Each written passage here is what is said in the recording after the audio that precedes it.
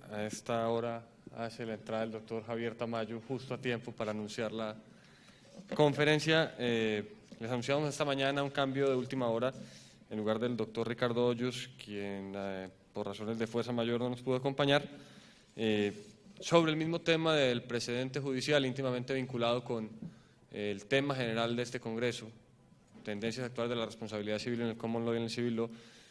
Vamos a tener al doctor Javier Tamayo Jaramillo, quien es abogado de la Universidad Pontificia Bolivariana, con estudios de posgrado en Economía y Derecho de los Seguros de la Universidad Católica de Lovaina. Fue director de la especialización en Responsabilidad Civil y Seguros de la Universidad Pontificia Bolivariana y de la Universidad EAFIT. Ha sido profesor visitante en varias universidades de Colombia y el mundo, entre ellas la Universidad de Buenos Aires, la Pontificia Universidad Católica de Chile, la Universidad de París. Autor de libros muy conocidos en materia de responsabilidad civil, como el Tratado de Responsabilidad Civil. Actualmente, además de ser miembro fundador del IARS, el doctor Javier Tamayo es su presidente. Es posible que nos sorprenda con algo de la conferencia. Doctor Tamayo, muchas gracias.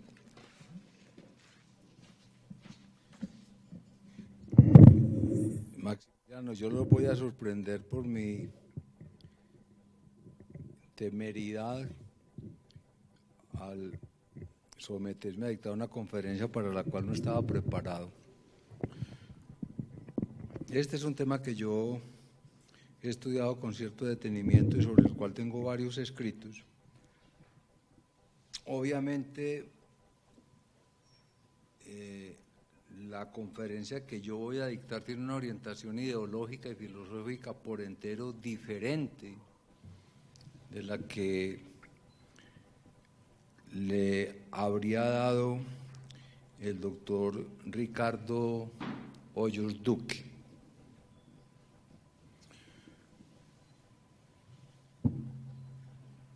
Quiero advertir que no es de mi gusto el precedente jurisprudencial obligatorio, pero si un día el ordenamiento jurídico lo establece, como hombre de derecho que soy, seré el primero en respetarlo.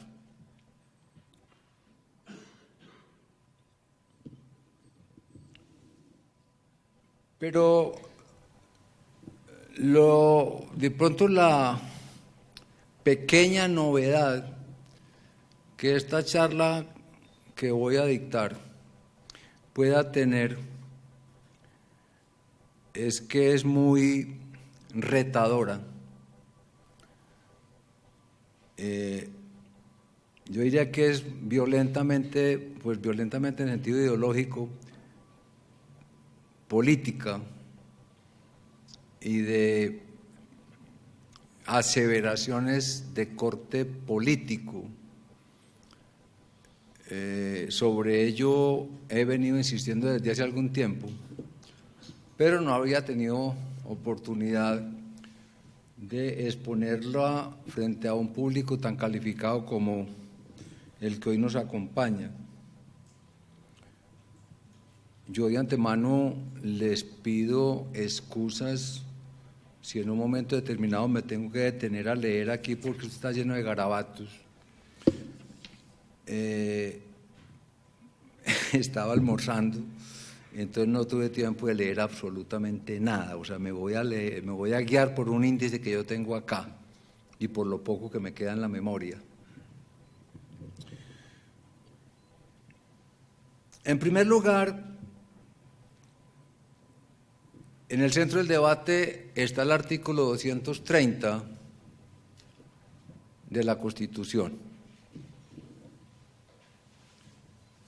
Ese artículo, palabra más, palabra menos, dice que el juez solo, y ese solo es muy importante pero no sirvió de nada, solo está sometido al imperio de la ley. Punto. la jurisprudencia, la doctrina, la equidad y los principios generales del derecho serán criterios auxiliares de la función judicial. Por más que uno sea partidario de la teoría escéptica del lenguaje o de la teoría escéptica de las normas, creo que allí no cabe absolutamente ninguna duda, solo una muy pequeña que la voy a explicar, sobre el sentido de esta norma. Cuando el artículo dice que solo estará sometido al imperio de la ley, habrá que entender que no es ley en sentido legislativo, sino ley en sentido normativo general, como siempre nos lo enseñaron cuando todavía existían profesores de introducción al estudio del derecho. De resto, la norma es muy clara. El juez está sometido al imperio de la ley y la jurisprudencia es un criterio auxiliar. ¿Auxiliar para qué?, se preguntará uno. Pues hombre, es evidente, es auxiliar para llenar vacíos, para resolver problemas de normas contradictorias, para el principio de coherencia, para el principio de vaguedad de las normas, para resolver problemas de conflictos entre principios constitucionales, es decir, para lo que toda la vida fue la jurisprudencia en Colombia. Si uno lee con detenimiento, no tengo tiempo de detenerme en ello, las actas de las discusiones de la Constituyente, verá que con absoluta claridad fue voluntad del pueblo que la jurisprudencia no fuera obligatoria. O sea, eso no fue una equivocación de la secretaria. No, eso fue una decisión discutida, argumentada y decidida mayoritariamente por la Constituyente. Sin embargo, la Corte Constitucional, desconociendo la claridad absoluta de la norma, consideró que su propia jurisprudencia y la de las otras altas cortes era y es obligatoria. Y para que no quede duda,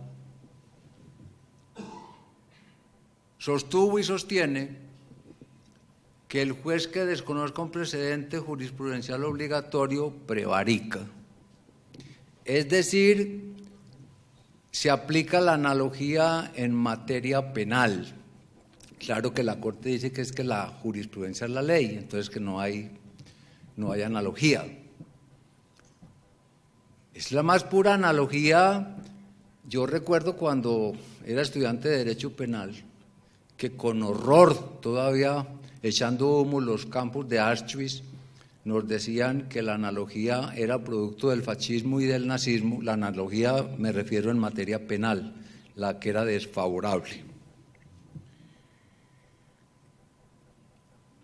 Según la Corte, son obligatorias las ratio decidendi y el juez, según ese fallo, según esa doctrina, puede desconocer el precedente si tiene argumentos fuertes para hacerlo, pero prevarica si esos argumentos no son fuertes. Según la Corte, solo la jurisprudencia obligatoria garantiza la igualdad de todos frente a la ley, pues las diversas interpretaciones hacen que las sentencias no sean iguales. Y aquí viene la terrible peligrosidad de las ambiciones de poder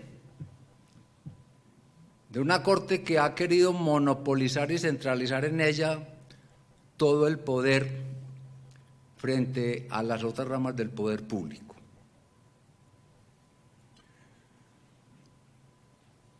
Porque yo he sido constitucionalista, soy un advenedizo en el tema, fuera de mis aficiones por leer algo de filosofía y constitucional.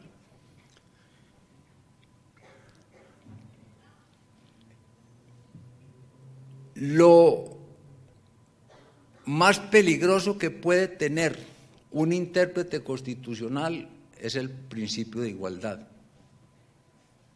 Usted con el principio de igualdad puede destruir completamente una constitución. Porque si alguien ha leído algo sobre el derecho de igualdad, basta leer a Alexis, pues, para que se den cuenta. Podrán darse cuenta que si algo está legitimado dentro del ordenamiento jurídico es la desigualdad. Obviamente, desigualdades justificadas por lo que es el mundo, porque hay ricos y pobres, porque hay bonitos y feos, porque hay altos y bajitos, porque hay ricos y pobres. O sea, mi Dios nos echó a todos a este mundo de forma desigual. Y el ordenamiento jurídico tiene que convivir con eso. Entonces, bajo el esquema del derecho de igualdad, usted no puede decir que desconoce el artículo 230 de la Constitución, porque entonces ya una norma constitucional termina derogando otras normas constitucionales. Y la cosa es muy grave, doctores, porque yo me voy a referir enseguida. Yo hay veces me vuelvo monotemática por épocas, pero creo que hay veces las necesidades sociológicas y políticas del país lo exigen. Ahora estoy obsesionado y muerto del pánico por Carl Schmitt,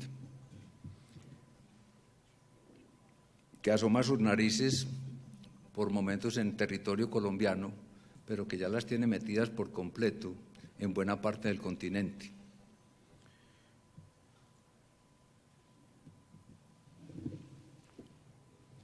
Según la Corte, y esto ustedes lo pueden ver en múltiples fallos, que en este momento no es del caso citar, cada que a la Corte le da la gana de echar al suelo una norma constitucional o una norma legal, invoca la violación del derecho a la igualdad. Yo les pregunto a ustedes,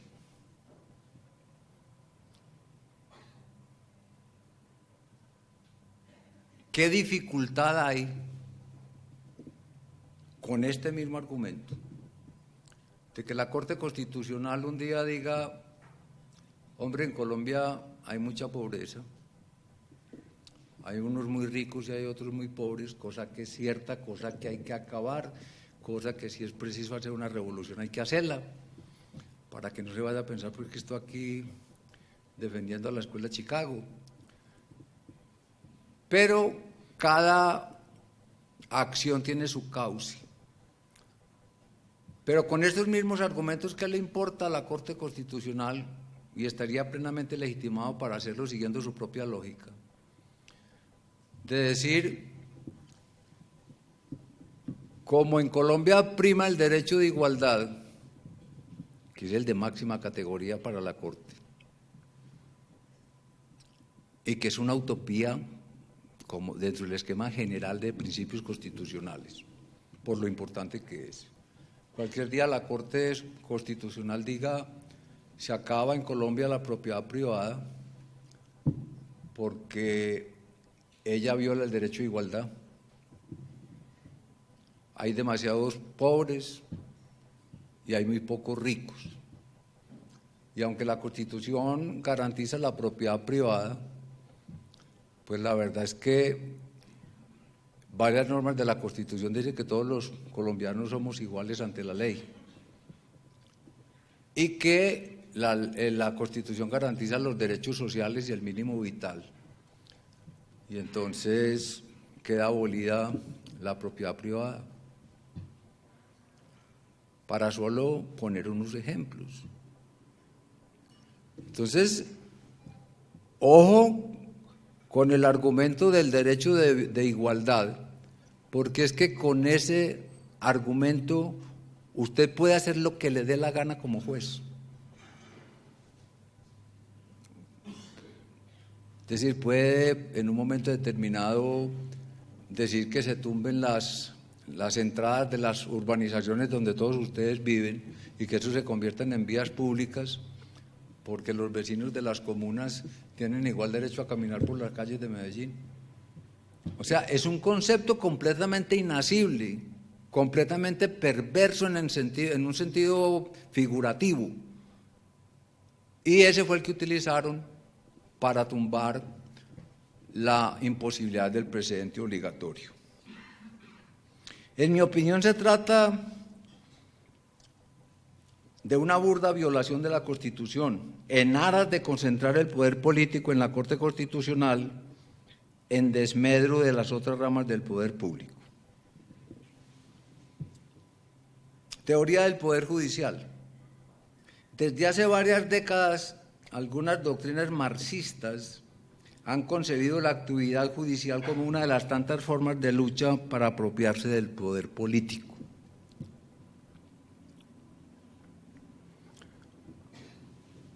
Algunos de ustedes conocen, o todos conocen, la famosa Escuela del Uso Alternativo del Derecho que fundaron Ferrajoli y Pietro Barcellona en la Italia de los años 60, cuya filosofía era la de que los jueces desconocieran por completo el mundo normativo y fueran creando un derecho alternativo que lentamente iba desplazando al que había vigente en ese momento. O sea que con el paso de los años la jurisprudencia arrasaba completamente con el régimen imperante hasta convertir el país o el Estado en un Estado marxista.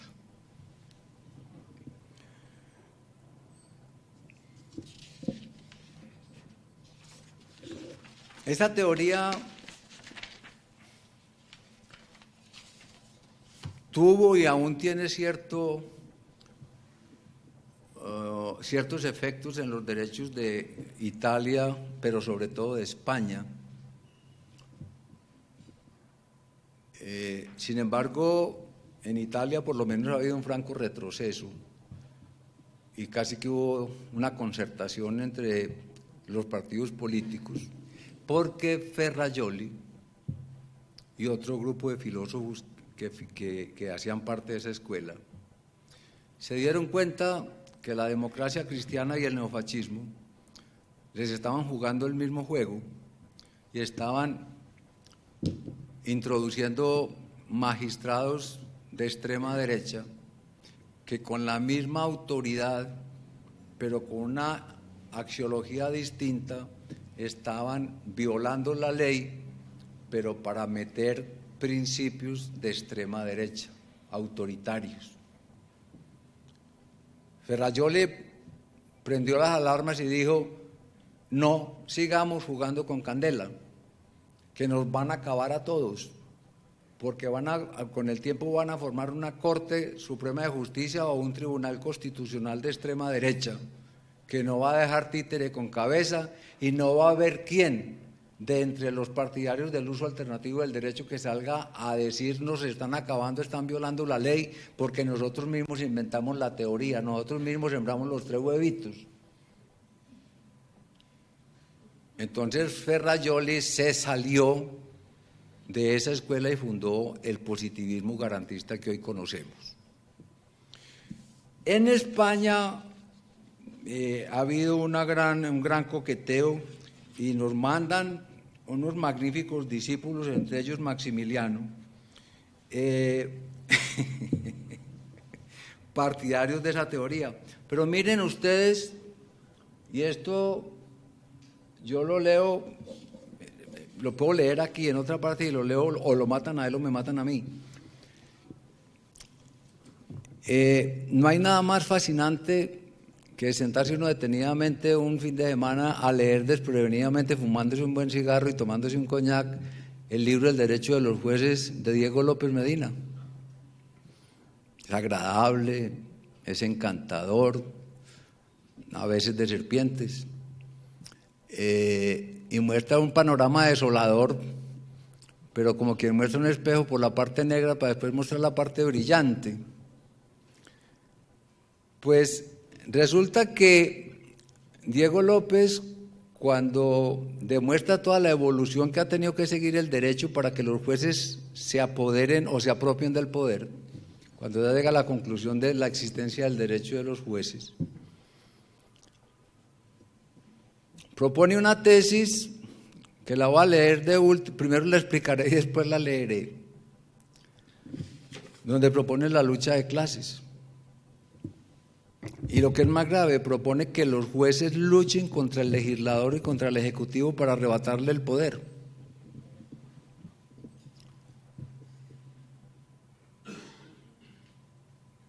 La cosa es muy grave porque si vamos a aceptar que Colombia es un Estado social de derecho, la ideología del Estado social de derecho, partamos de la socialdemocracia, pero ahí caben pues muchas otras corrientes, a condición de que sean pluralistas y que respeten el principio de legalidad.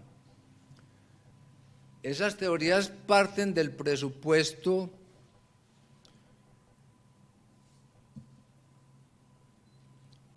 de que se va a respetar el principio de legalidad y que se va a vivir en un principio de normalidad. O sea, la mayoría de los que aquí no les tocó, pero a otros sí nos tocó vivir en estado de sitio. Todos los estados, pero me refiero a los estados de derecho, tienen el principio de normalidad y el principio de excepción. El principio de normalidad es el ideal, es una sociedad en paz, con las tres ramas del poder independiente, con la rama legislativa y con el poder ejecutivo, con el principio de la división de poderes. Solo por vía de excepción se suspenden los derechos fundamentales y vienen todas las restricciones que ustedes conocen en los estados de excepción. Pero sucede que tanto en el marxismo como en el nazismo y el fascismo, es decir, extrema izquierda o extrema derecha, el pluralismo no tiene cabida. Tiene cabida en el marxismo clásico la lucha de pobres contra ricos o de ricos contra pobres. Y en el fascismo o en el nacionalsocialismo tiene cabida la lucha entre amigos y enemigos, teoría esta última desarrollada ampliamente por Carl Schmitt. Es decir, que quien diga que es hombre de derecho y hombre que respeta el Estado social de derecho, no podrá defender estas teorías, porque tendrá que defender, pues hombre, desde luego los derechos sociales, por algo somos un Estado social, pero tendrá que defender el pluralismo y tendrá que defender el principio de legalidad. Dicho esto, les voy a leer lo que dice Diego López en su obra El derecho de los jueces. Sería extraño que los actores jurídico-políticos se limitaran pasivamente a aceptar arreglos distributivos de la potestad de creación de normas, sin dar batallas por aumentar su capacidad sobre tan importante insumo político. Ojo a esto, el análisis anterior muestra que la puja por el control de las fuentes del derecho, es decir, quién legisla, es una confrontación con contenido político entre ramas del poder público, y detrás de dichas ramas, entre formaciones sociales con maneras alternativas de entender el Estado y la sociedad en la que cada grupo interesado usa recursos político-constitucionales para modelar a su favor los contornos del sistema, es decir, lucha de clases. Entonces, que a mí me vengan a decir que hay un gran defensor del Estado social de derecho y que está proponiendo una lucha política para que los jueces le arrebaten el poder legislador al Parlamento y al Ejecutivo, y que fuera de eso promuevan una lucha de clases. Eso es lo que se le va a enseñar a unos muchachos de primer año de derecho. A mí que no me digan que eso es estar enseñando el Estado social de derecho. Entonces, esa tesis es enemiga del Estado social de derecho. La Corte Constitucional, deliberadamente o no, se ha embarcado en la misma línea, así no sea muy expresa al respecto. Total, los resultados son los mismos, pero veamos cómo lo ha hecho, o sea, cómo se ha hecho para lentamente irse apropiando del poder. La Corte, intencionalmente o no, ha generado un enorme desbalance de poderes, hasta el punto de que no es exagerado afirmar que ella es el verdadero poder soberano en Colombia. Ni siquiera la voluntad del pueblo, vertida en la Constitución, es respetado. Y voy a explicar por qué. Un lector de Argentina, en la página de Google, estaba viendo ayer, me hace un comentario y me pide que por favor le explique más, que detalle más esta jurisprudencia, pero la voy a explicar. Ya pasaron los tiempos de Uribe, entonces ya podemos hablar con tranquilidad porque ya no lo pueden reelegir. Yo ya no tengo edad para aspirar a ningún puesto, ni tengo genio para eso. Entonces ya podemos hablar con claridad. Cuando la Corte debió resolver la constitucionalidad o inconstitucionalidad de la ley que aprobaba la citación a un referéndum para la reelección del presidente Uribe, hombre, era clarísimo que esa ley se debía caer por vicios de forma. Era suficiente. Y la sentencia o el proyecto que traía Sierra Porto venía en ese sentido. Toda aquella discusión de las cláusulas pétreas y que el Congreso no tiene competencia para modificar ciertas normas, que la Corte nunca dice cuáles son, siempre se ha negado a decirlo.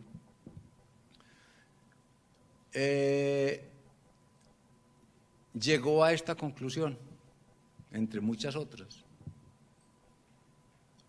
Dijo, hombre, el Congreso no tiene competencia para decidir si modifica la Constitución en torno a la reelección, pese a que en la reelección anterior sí lo había aprobado.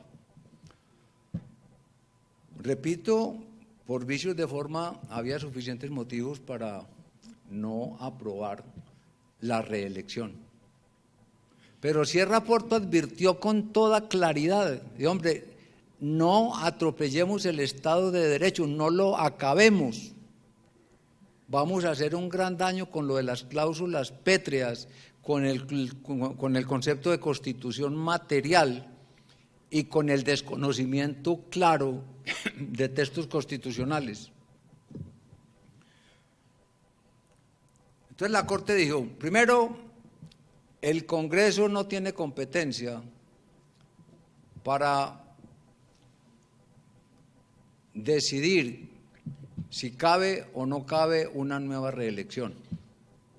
Uno diría, bueno, aceptémoslo porque finalmente el Parlamento es el fruto de pequeñas triquiñuelas políticas y lo que es el Parlamento con todo su desprestigio en el mundo entero. Pero enseguida entra a analizar la posibilidad de un referéndum, porque en ese momento los partidarios del presidente Uribe afirmaban que si la Corte no declaraba exequible la citación a la reelección, iban a convocar un referéndum por medio del pueblo. que ellos creían poder conseguir los votos para que el mismo pueblo pidiera la reelección. Espero que nadie vaya a pensar que yo estoy defendiendo que el presidente Uribe. Por eso digo, siquiera el problema ya dejó de ser problema, entonces hablo estrictamente en derecho. Entonces la Corte se encontró con un obstáculo que cualquier constitucionalista del mundo creería insalvable. El artículo 373 de la Constitución, si mis recuerdos están bien, establece que la Constitución podrá ser reformada por el Congreso, ya eliminado por la Corte, por el pueblo mediante citación a un referendo por parte del mismo pueblo, o por medio de una asamblea constituyente. Y entonces dijo la Corte, no señores, tampoco por referendo citado por el mismo pueblo se puede reformar la Constitución, pese a que la misma Constitución en forma expresa, ni siquiera tácita, lo permite. Y después cae a la constituyente y dice, solo puede hacerlo por una constituyente, pero aprobada por una ley, y esa ley tiene que pasar por el tamiz de la Corte Constitucional para que diga si los cambios que se van a hacer afectan o no el núcleo esencial de los principios constitucionales, uno de ellos la existencia de una Corte Constitucional. Total, que el círculo quedó completamente cerrado. La votación fue 5 contra 4 y todo el derecho del país, todo el poder del país, y nunca nadie lo quiso ver, y me ha costado amenazas y todo lo que ustedes se imaginen, porque siempre he dicho que el poder en Colombia, la soberanía, radica en 5 magistrados de la Corte Constitucional. Veamos ahora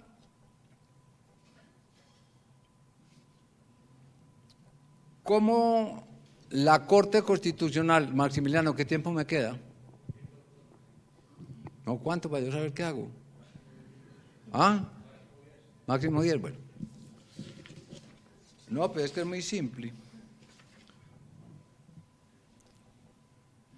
El mecanismo fue el siguiente.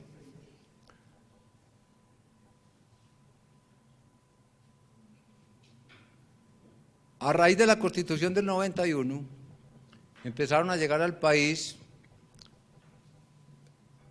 autores y numerosas obras sobre filosofía del derecho contemporáneo, sobre todo de filosofía constitucional.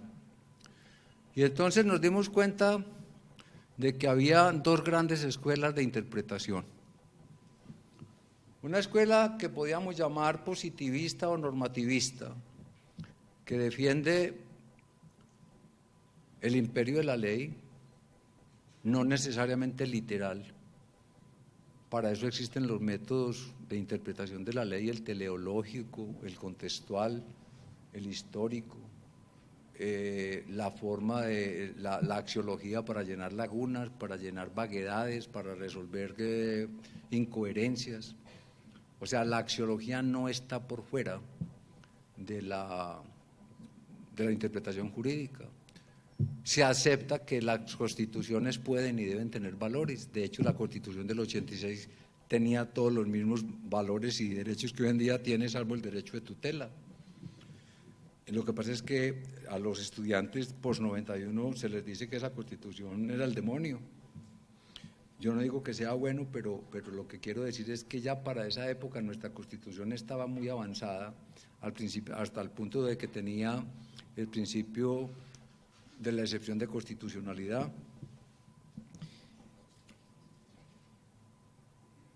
Y existe, y este es el punto sobre el cual quiero llamar la atención, una interpretación valorista.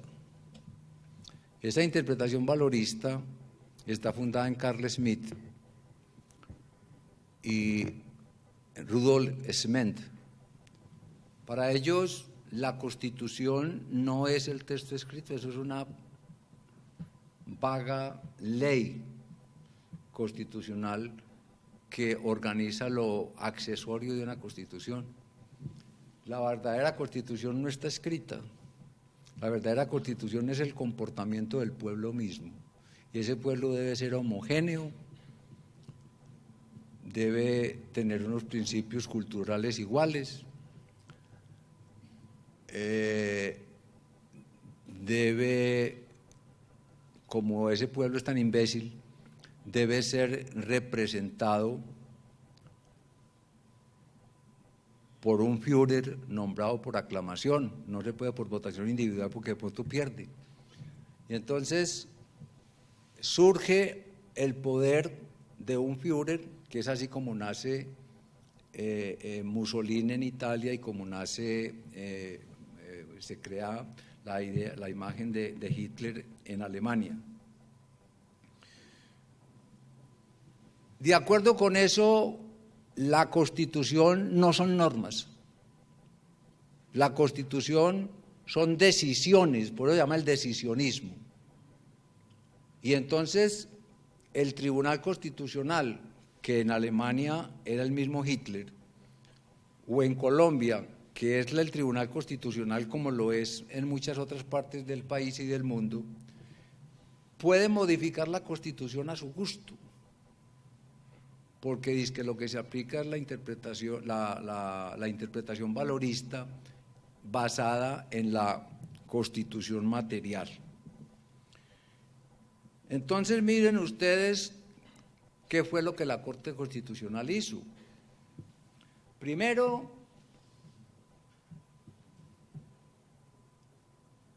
puso una interpretación valorista.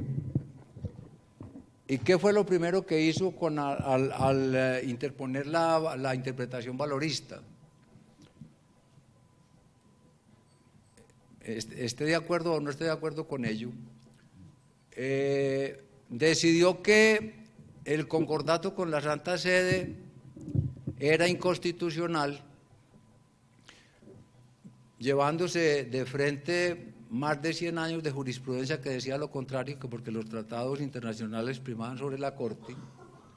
Supongo yo que se le arregló el divorcio, la separación a mucha gente de las altas esferas y de las bajas esferas también. Y cosa curiosa, a los 3 meses la Corte, los mismos magistrados volvieron a la tesis anterior. Y se volvió a decir, o sea, se abrió la puerta un ratico mientras entraban algunos o se salían algunos, y después se volvió a decir que los tratados internacionales estaban por encima de la Constitución. En otro tema muy sensible que no voy a discutir ahora porque no es el tema y porque si me pongo a discutirlo aquí me matan, el artículo 75 de la Constitución, creo que es el artículo 75-175, dice, da a entender tácitamente que la Corte Constitucional no puede aplicar directamente los derechos sociales mientras no hayan sido desarrollados por el legislador. Eso existe en la Constitución alemana, en la española, o sea, y eso tiene una razón de ser. Primero, la división de poderes. Segundo, la desestabilización económica y financiera del Estado. Y tercero, pues la lucha misma por el poder político. Pues la Corte dijo que estaba el mínimo vital por encima de todo, y entonces empezaron a conceder tutelas para todo lo que ustedes imaginen, al principio con ciertas restricciones, y ya ustedes saben, leían una noticia hoy que cada 3 minutos se pone una tutela pidiendo medicamentos que no están en el POS, y la Corte y los jueces las conceden, pero como esos medicamentos no existen, entonces sencillamente las sentencias no las están cumpliendo. Entonces es lo que Kelsen llamaba el derecho eficaz, que decía que el derecho, norma que no fuera eficaz o decisión jurisprudencial que no sea eficaz, no es derecho. Y es a eso a lo que ya estamos asistiendo. Yo lo predije hace por ahí 15 años, nunca me imaginé que llegáramos tan rápido, pero ya de hecho la tutela contra contra providencias judiciales es que se demora años para que la fallen, y para pedir medicamentos sencillamente o jubilaciones sencillamente las entidades obligadas no lo cumplen. Entonces, fíjense cómo la Corte empieza a cambiar normas constitucionales, a cambiar normas legales. Es allí cuando viene y crea el precedente jurisprudencial obligatorio. ¿Por qué? Porque los jueces empezaron a desconocer los fallos de la Corte Constitucional, porque el artículo 230 decía que la jurisprudencia solo era criterio auxiliar de la función judicial. Entonces la Corte Constitucional necesitaba atrincherarse. Y como la Constitución se lo prohibía expresamente, no tuvo empacho en desconocer abiertamente un texto constitucional que expresa y claramente afirma que el juez solo estará sometido al imperio de la ley. La jurisprudencia solo será criterio auxiliar de la función judicial. Y un argumento que esgrimo yo finalmente a quienes defienden la posición contraria, que cuando dice que la jurisprudencia será criterio auxiliar, eso no le quita su calidad de obligatorio. Y entonces yo les pregunto a todos esos autores y magistrados, les digo, hombre, pues es que el artículo dice que la doctrina, la equidad y los principios generales del derecho también serán criterios auxiliares. Entonces quiere ello decir que la doctrina, los principios generales del derecho y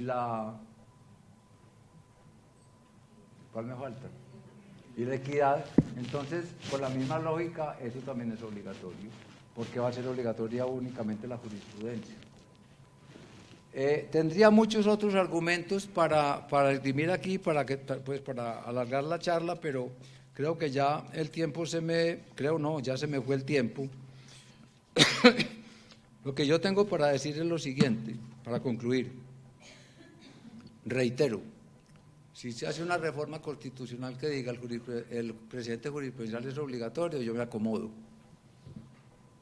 Pero en este momento las leyes que se introdujeron, o las normas que se introdujeron en la ley en el Código Contencioso Administrativo, esas leyes son inconstitucionales, porque están hechas violentando el artículo 230 de la Constitución.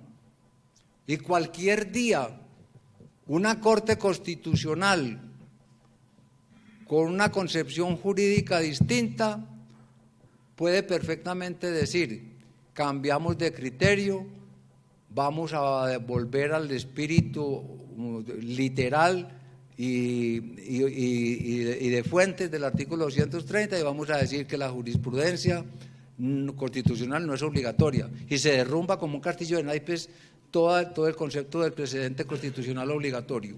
Y ya para finalizar, un último minuto o 30 segundos. Ojo con el peligro que hay en este momento para desangrar al Estado. Hay normas en el Código de Procedimiento que obligan al Estado a cumplir el precedente obligatorio bajo apremio de sanciones fuertes contra el funcionario que no lo cumpla, con solo probar el precedente de demostrar la existencia del precedente. O sea, y creo que la misma norma lo afirma, que si sacan una jurisprudencia de responsabilidad objetiva, por ejemplo, de esas que están tan en boga por actos de terrorismo o porque tembló la tierra en cualquier parte, o cualquier teoría de esas de responsabilidad sin imputación, el funcionario que no pague se mete en problemas. Ya no va a ser necesario pleitear, muchachos. Búsquense, cuando tengan un caso, búsquense un precedente jurisprudencial y váyanse para la tesorería en la caja, en el Ministerio de Hacienda, muestren la jurisprudencia con un memorial y siéntense a esperar la plata. Porque hay una cosa, el juez por lo menos tiene la posibilidad de desconocer el precedente obligatorio si demuestra con argumentos fuertes que ese precedente está equivocado. Aquí el funcionario, ¿qué funcionario se va a poner a desconocer un precedente de esos? O simplemente imagínense el soborno y lo que puede pasar frente a funcionarios de baja escala a los que se les ofrezca determinada plata para que ordenen el pago de indemnizaciones que no rebajan de 800 o 1.000 millones de pesos por perjuicios morales a la salud, a la vida de relación, psicológicos, biológicos, de toda clase, sin pauta alguna. De manera que estamos sentados en un polvorín en materia médica, por ejemplo, o en eso de los perjuicios morales. Hombre, el Consejo de Estado lleva, los que van siguiendo la jurisprudencia se darán cuenta que lleva el Consejo de Estado por lo menos 3 años en una disputa inmensa, primero por saber cuáles son los perjuicios morales indemnizables y segundo por imponer su criterio como jurisprudencia obligatoria, con el argumento, con la adición de que ya la Corte Constitucional metió baza en el asunto para tratar de zanjar el problema y en el Consejo de Estado no le hicieron caso a la Corte Constitucional. ¿Creen ustedes que en una materia tan difícil, tan sutil como la responsabilidad del Estado, pueda generarse un precedente obligatorio? Vayamos a la Corte Suprema de Justicia, que es la niña de mis ojos de alguna manera. Lleva en 2 años como 3 fallos o 4 decidiendo si la responsabilidad por actividades peligrosas está fundamentada en la culpa o no. Y entonces pasa de la objetividad a la culpabilidad, se queda en la mitad, avanza para otro lado.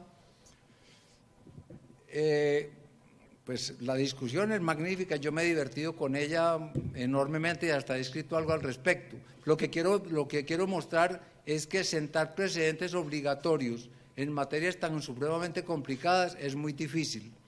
Hemos tenido una jurisprudencia que ha servido de orientación en los últimos 80 años, pero por la fuerza moral de los jueces, no por la decisión ni por la prescripción de la Corte Constitucional. Una buena jurisprudencia por jueces sabios y probos se defiende por sí sola y da la casualidad de que casi siempre los jueces están de acuerdo. Les pido excusas por lo desilvanado de esta charla, pero les repito, Maximiliano les debe haber manifestado, o era su deber hacerlo, que yo no tenía preparado esta charla, la pedí a la oficina, pero vea que me alcanzó el tiempo. Muchas gracias.